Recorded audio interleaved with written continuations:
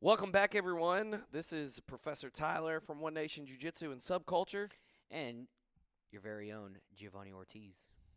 Also from One Nation. Also from One Nation and Jiu Jitsu. Let's SubCulture. go ahead and make The sure man, it's the a myth. proper introduction. The ref. Yeah. All right, guys. So we're going to break down two matches from episode 4 of SubCulture Underground. Our first match is going to be Jackson Whitlow against Mr. Stronghand Diallo Braithwaite. There we go. Maybe that's his new nickname. Strong hand. The strong You hand. gotta emphasize on the strong hand. Oh, we get to see a strong hand in this first match.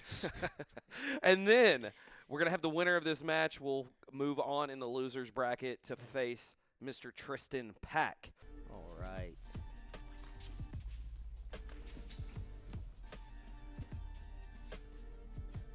All right. We saw a lot of good hand fighting at the beginning of this match.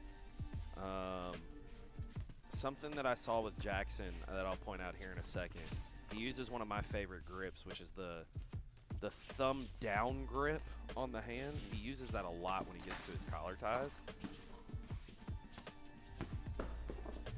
Ooh, nice little sequence here. Let's step that back, Gio.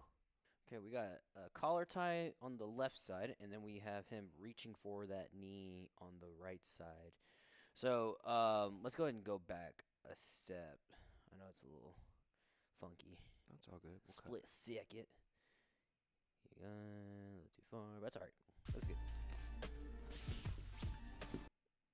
So boom, he used that collar tie to redirect the head. Redirecting the head helps out with moving the feet, along with, if you can see with his other foot, his left foot, using that collar tie, and then him being able to direct the head. And then harass the feet as well. So a lot of people get caught up on just trying to use a collar tie and not move their feet, and this makes it for very good wrestlers to get underneath, or people that have a really strong takedown base to get hold of your hips. You instantly become a target. So Jackson using this collar tie and harassing Diallo's feet is good on him to make sure he can get to where he needs to go to. So yeah, what I think he was looking to do here was direct the head and sweep the foot out. yes. And then as Diallo transitioned, he kept his collar tie and was looking for this like knee pick. Almost like a Knee tap. Yeah, almost like a knee tap, or maybe pick up the single leg from there. Yeah, it looked to me like he was going for the knee tap. I think his hand was just a little too high on the thigh, and then they got pushed into the wall. Right here. That right hand. We told him at the beginning. What in the referee meeting? What did you tell the athletes? I did say that once we get close to the wall, let's make sure that we move back to the center. But a lot of these guys insisted on using the wall, so I was like, you know what, y'all are some grown men. I'm just gonna let y'all do what y'all do. We told them at the beginning, like we wanted as little referee interference as possible. Now, obviously, if stuff starts getting heated, Gio's going to jump in. Accidents happen. But what we had said, as long as you're not near equipment, we're really not going to try to stop you. And so Diallo, in this match specifically, was really trying to use the wall. Jackson does a good job right here as he's getting pressured in. You'll see he elbow drags right here. And Diallo almost face plants into the wall. He was putting so much forward pressure. Look at those toes up, that pushing into the mat. Boom, and he face plants right against the mat. Yeah, thank goodness we have those wall mats set up. Yeah. There's nothing but firewall behind that. Here's that grip I was talking about. Let's stair step one more time. Yes. Okay, I see what you're talking I about. love this grip. Yes. So it's instead of doing a palm up grip, you go palm down. I call it a thumb down grip. And I like it to use here is I'll open this hand and it'll give me the underhook. Because right here, the natural reaction is to pull the grip away. They will almost give you the underhook here. Yeah, that elbow instantly opens up. Yeah, I don't think Jackson was looking to get underhooks here. But he kept going back to this grip, which was one of those moments for me that I was like, yes, I love this grip. I've been told by a lot of wrestlers not to use this grip because it sets up your own single leg. But I never have an issue with it because I'm instantly going in and getting into that body lock. Quick little feint off of it, and you, like you say, you went back straight to it. and opening that hand up. It's a hard one to deal with. Diallo does, again, we talked about it in the past. He's so heavy on his head. He uses that Lloyd Irvin style. Beating on the head. I'm going to beat on that head. Even if it's with both hands. You'll see him here. He's with both hands. Just putting weight. Just trying to get Jackson's neck tired. Tries to use that little Russian pull there by Jackson. There it is again. Look at that neck. That's going to strain the neck, strain the back muscles, which then makes starts to make your legs get tired. It's a really good strategy, in my opinion, to get guys tired.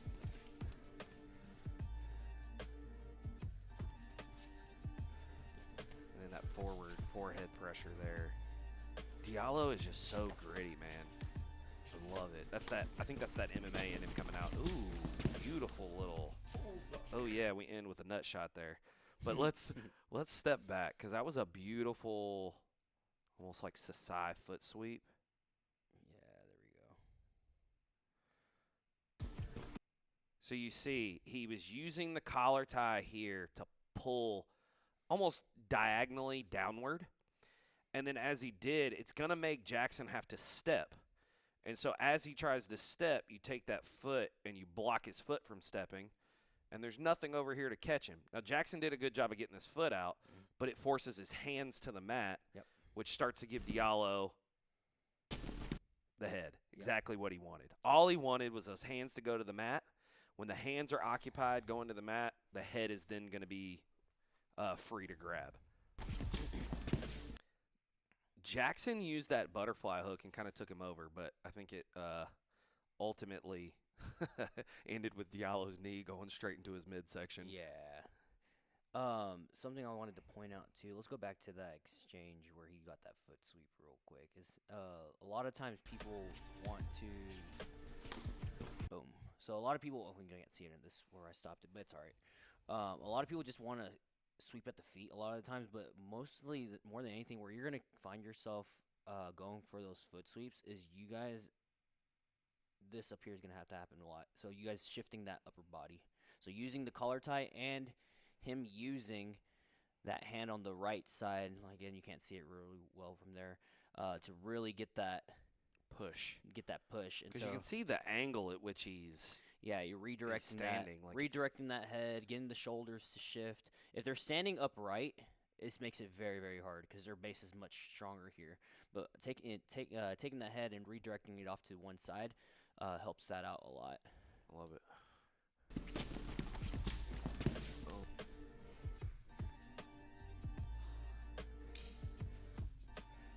All right, after a short little break, I'm surprised Jackson didn't take longer from that nut shot. I mean, you can see he's still struggling, which is never fun. That's the worst feeling in the world, honestly. But Diallo back with that forward pressure.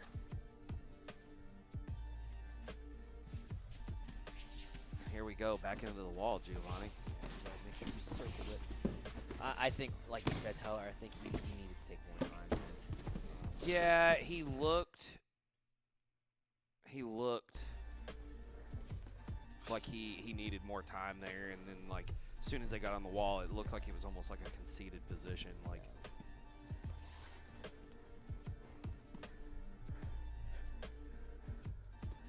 I think the wall actually hinders Diallo right here. Yeah, honestly. well, especially where he's using that side control. I think if he would have on the other side, I think it'd be a little bit different. But here's Jackson trying to get that knee on the inside. I did like this. Diallo was hooking the leg and then almost going to that like reverse cut through to try to get in. But Jackson was doing a really good job of trying to recover here. You see, he's got that bottom or that top arm back in between him and Diallo here. Now Diallo's starting to get the leg spin. But there's Jackson getting his legs back in between and recovering. And Diallo did this all weekend. Toriando style passing, as soon as this bottom knee would get in, you'll watch him. His head will come up hard and his hips will go boom into the knee, almost trying to pop that leg out of the way. Boom, right there. Yeah. And, I mean, for me, that's exhausting as the bottom player to try to recover from that. But you see Jackson's here. He's got his overhook. He's starting to get – he's got that knee across. He's trying to get back to his full close guard, but Diallo's keeps stepping over the knee with his right leg. Ooh, Nice break little this hip one switch. down for me, dog. Quick little hip switch action. So yeah, this is really good. Good way to get rid of that headquarters hook. So right here, his head's low, but what helps him out and get this hip switch is go ahead and play it a little bit. Is right here. So he's able to go ahead and drop his right hip down. Now it's important that when you do this, you don't treat this as a back step. When you treat this as a back step, this is where sometimes the person on bottom can do a really good job of either using this leg to follow or, as you can see here, this leg on the near side to follow. Now, what saved Diallo here was him dropping this hip down on this side, but also kicking straight back. So he did kind of like do a little bit of a back second motion, but he emphasized a lot on dropping this hip down, not turning his body too much. And then from here, he uses his hips. Leg. Yeah, his hips were also in place of his legs, and so pushing this leg in makes both of his knees come in together and make it very easy for him to clear that out. And as you saw right there, he has both legs collapsed together. Lands right back into side control. It's really It's beautiful. yeah, really nice pass from Diallo.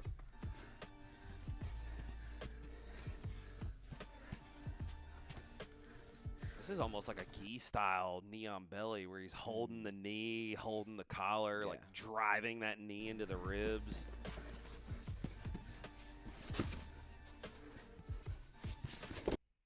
Yeah, every time Diallo would almost get recovered on, he starts to go to the head. But it allowed Jackson to recover fully by him going to that head. Those exchanges are just so exhausting. Stop for a while. Almost into the equipment over there, so we made sure they reset. Into the spotlight.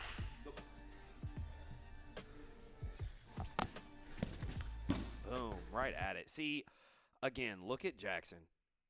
He almost, as on the reset there, almost seemed like he was too content. And Diallo just popped over his head. Boom. Which is such a quick pass right there over the top that it's hard to deal with, but almost seemed like he's still recovering. Yeah.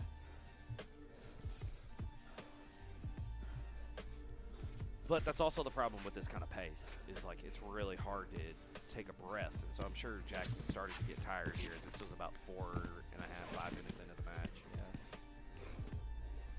Dude, that pressure on the back of the head right there. That grimy style, man, it's hard to deal with.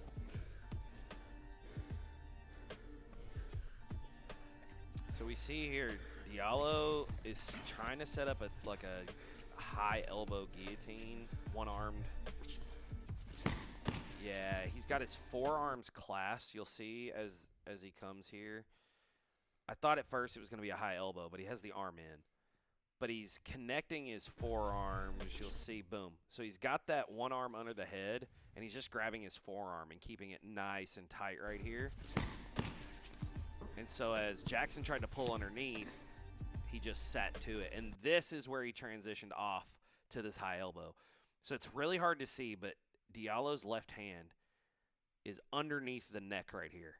And so what he's looking for is for this left hand to go high, and then he's going to pull the right hand out, go palm to palm, and get this high elbow, Marcelo Garcia style, over the shoulder. But Jackson was doing such a good job of pushing on the hip and getting his hips away that the guillotine was gone here.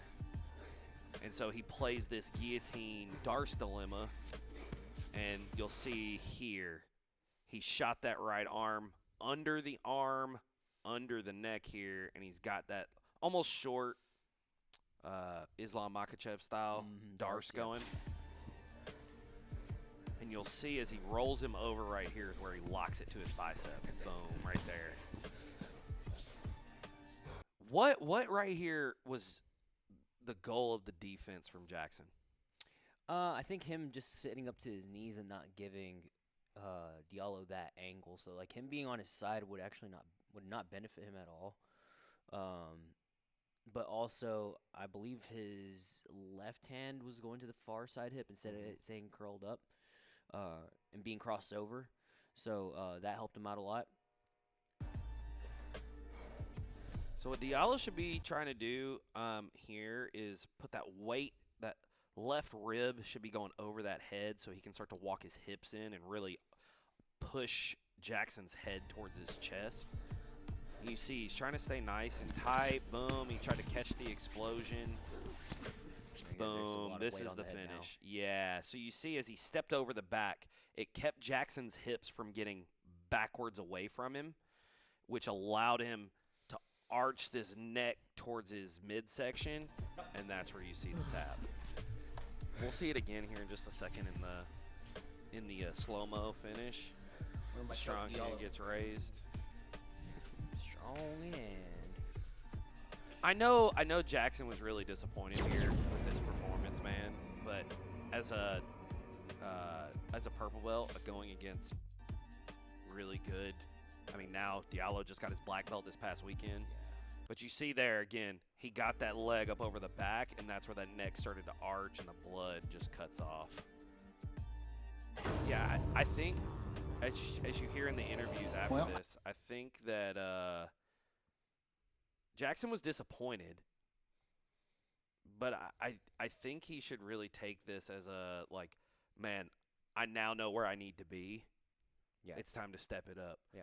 I know the kid has a ton of talent. Yeah. I mean, when he's rolling against people at blue and purple belt, he has wrecked everyone at our tournament. I don't think he's lost. No, he I hasn't. mean, I think he's won. I think he's undefeated submissions in our All live finishes. tournament. Yeah, all finishes. All finishes. I think there was only one match that he had that went to overtime, and that was about it. And I think he choked him in overtime. Maybe. And I think so- I'd have to go back and look. But Yeah. regardless, this guy has not lost at all in any of the SubCultures that we've had. Which is why I had him as a reserve if someone pulled out, because I knew this kid was game. As a 170er. Yeah. And he's not at 170. No, and I mean, even for this, he weighed in at 147. Yeah. So, I mean, he was underweight. He didn't have to cut. Diallo, I know, cut 20-plus pounds to get to 55. Like, he was smaller and was the least experienced person in the bracket. But, man, I really hope that Jackson learns from this and comes back even stronger, man. Right. Alrighty, so next match, Diallo moves on and is going to face Mr. Tristan Pack. So this is a rematch. Again. From the first round. Yeah. So they had about a 25 minute match the first round, and it was a lot of Diallo on the attack. Tristan showing his incredible defensive structures. And so this is our first rematch of the tournament. So immediately Tristan, completely different approach in the beginning of the second match. Him going straight into his seated guard. I like that. Yeah, he decided he wasn't going to do the wrestling this time, which may have been a good decision. So you see him here. Diallo's trying to hit this cut-through pass, and he's keeping a good knee shield. And correct me if I'm wrong, Gio. They're calling this foot here when you're trying to get it across the hip. I believe they're calling that the key master. Possibly. Right now. Possibly. I'm trying to keep up with the meta of the new names. Yeah, and the stuff. terms and all that. Yeah. But everyone puts different names on everything. And so you see Tristan here attempts an arm drag, which really kind of caught Diallo off guard. But because that foot was in that hip, he left it there. So Diallo went and entered the legs, which is personally not something I expected from Diallo. But he just came right back up. He used it as a way to come back into a better passing position here, into that headquarters style. There he is with that leg still, though. That's a lot of forward pressure on that leg. Immediately tries to get him off of him.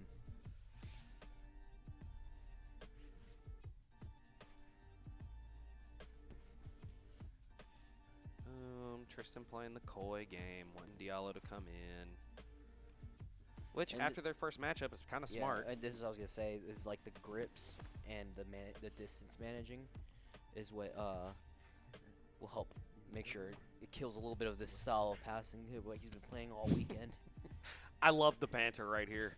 You see Diallo. He's taking that grip right here. He's Like pushing shoving it, down, almost like trying to take the air out of Tristan. And Tristan was just laughing and talking to him about it. Which, for me, that would kind of get in my head. Like, why is this dude talking to me? This entry here is beautiful. Beautiful leg entry here from Tristan. I love how he used, let's go back to that real quick. I love how he used that inside foot to push away. Right. So good. You're good.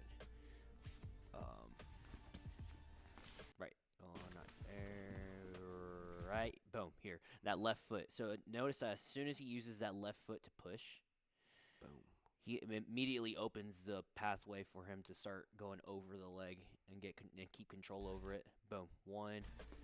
Boom. 2. He's able to get that first hook in, controlling that knee line. Now, Diallo does the correct thing of trying to backstep, but the problem is that he has a hold of that ankle, and the knee line is in. Right? And so he was holding that.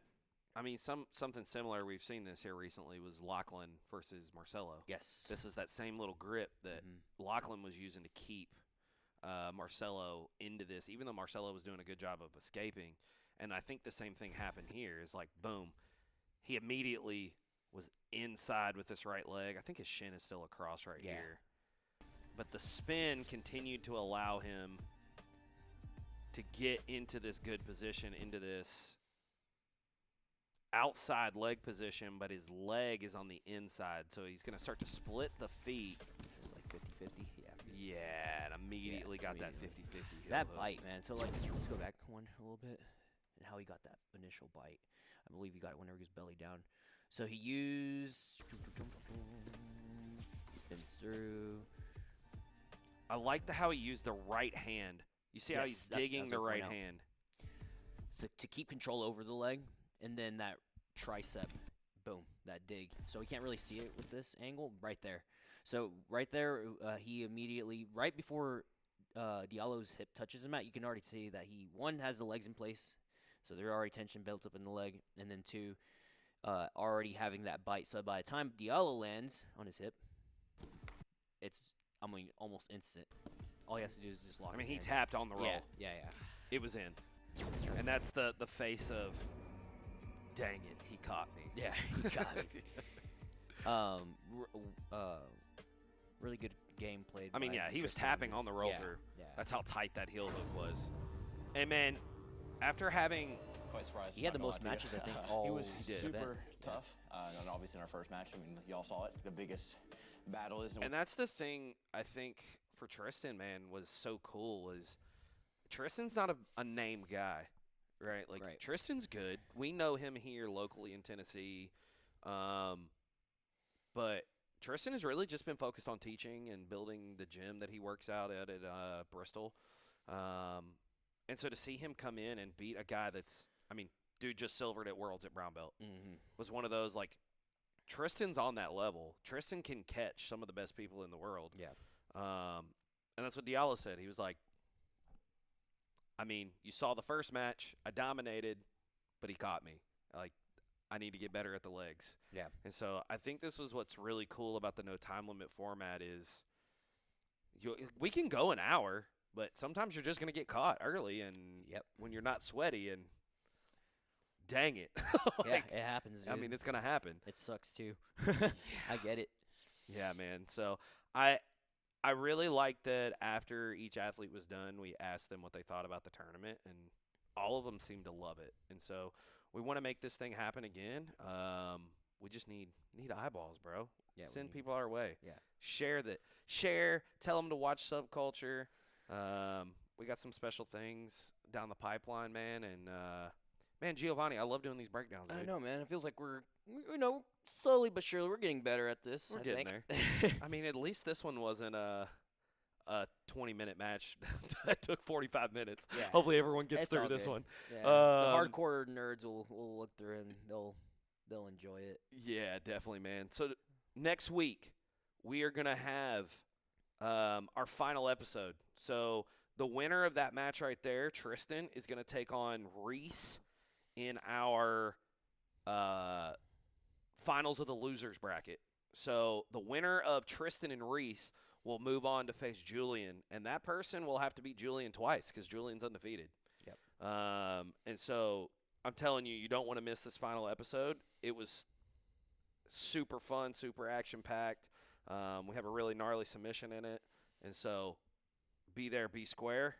We'll catch you next week. That right? Yes, sir. Merry Christmas and a happy New Year. Oh, I'm sorry. Did I break your concentration? Yes, you did.